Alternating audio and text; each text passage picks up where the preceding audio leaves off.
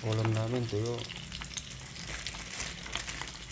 O baka sabi ng mga bashers dyan, New Year ngayon, ulam namin tuyo.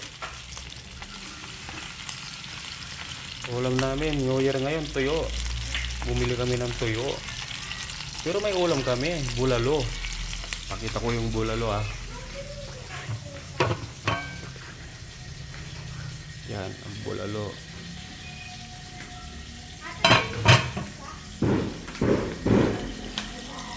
Ba?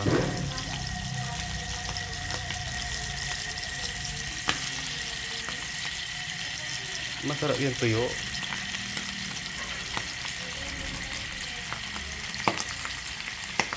Bulalo ka.